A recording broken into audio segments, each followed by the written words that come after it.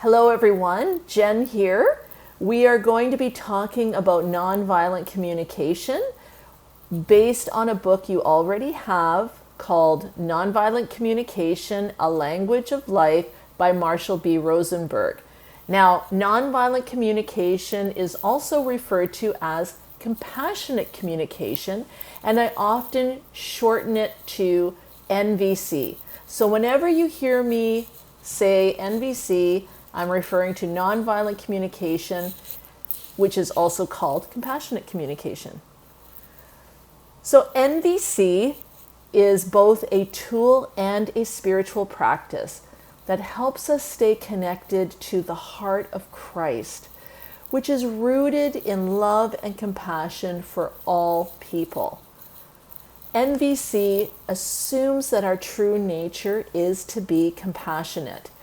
But because we are human, we can get disconnected from our compassionate nature.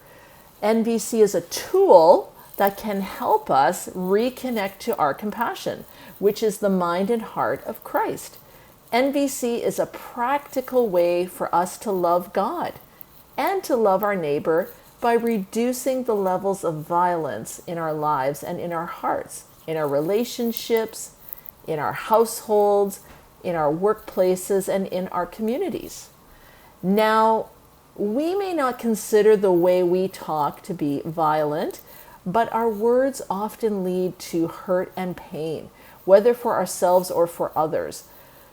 NVC teaches us how to communicate with less violence and spread the peace of God that passes all understanding in every conversation, whether it's with ourselves or with others. When you first think of violence, you may think of war, terrorism, shootings, or any type of physical violence.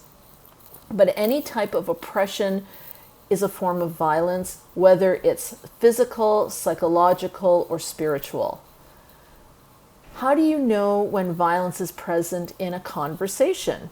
In NVC, when one person is trying to get another person to do what they want, but they aren't considering what the other person wants, violence is present. Whenever you are tempted to rebel in order to meet your own needs, or submit because you don't trust your needs matter or will be met, violence is present. If you are tempted to give up or give in to go along with the other person, violence is present. If you tell yourself, it's easier if I just go along with what's being asked, even though I don't like it, that's a sign your needs aren't being communicated or heard, or someone is trying to get you to do what they want. On the other hand, anytime I focus on getting my needs met without also considering the needs of the other person, violence is present. Violence ends up being a shortcut to getting what we want, rather than taking the time to consider everyone's needs. Whenever punishment is being used, or threat of punishment, violence is present. For example, if you don't do this, I'm going to do that to you. I'm going to punish you. Violence is also present whenever we use rewards to get what we want. For example, if you do this, then I will do this for you, or you'll get something in for a reward. So consider the words from Philippians 2 verse 4. Each of you should look not only to your own interests, but also to the interest of others.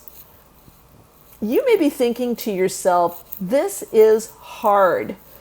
Not only am I trying to get what I want, which can be difficult at times, I have to consider what you want. And I can't use threats or rewards or other coercive tactics.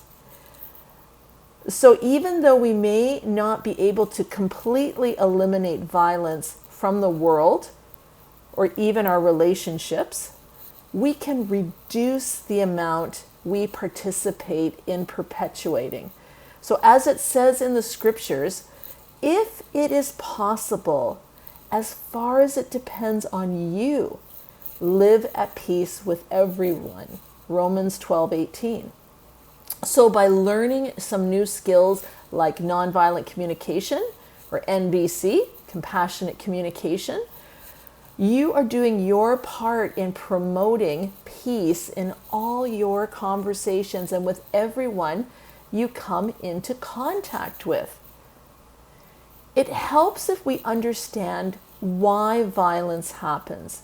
As human beings, we have habitual, automatic reactions to things.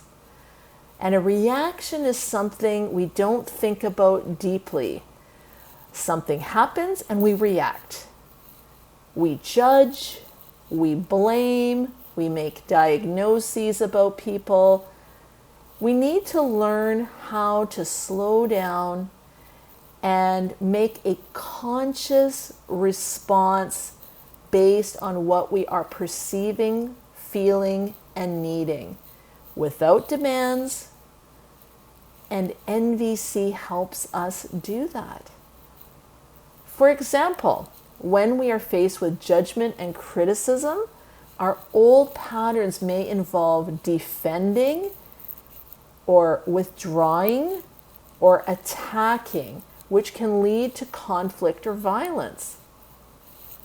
NVC helps us to develop a new pattern of staying connected to our compassionate nature by listening to the feelings and needs of both yourself and the other person.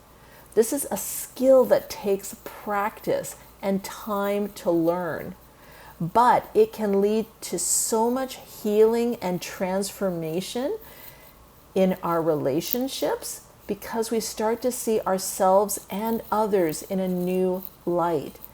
In essence, we learn to take captive every thought that leads to a quick reaction and make it obedient to Christ so that we're able to consciously respond as Christ would with compassion.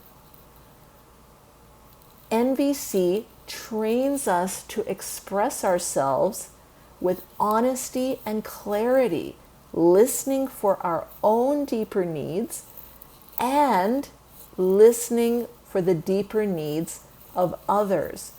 This leads to respectful and empathic dialogue with ourselves and others. NVC also trains us to make careful observations so we can stop judging by mere appearances and instead judge correctly, as it says in John 7:24. NVC also trains us to identify and communicate what we are experiencing in any given moment. We learn to identify our feelings and needs. And NVC trains us to clearly articulate what we are concretely wanting.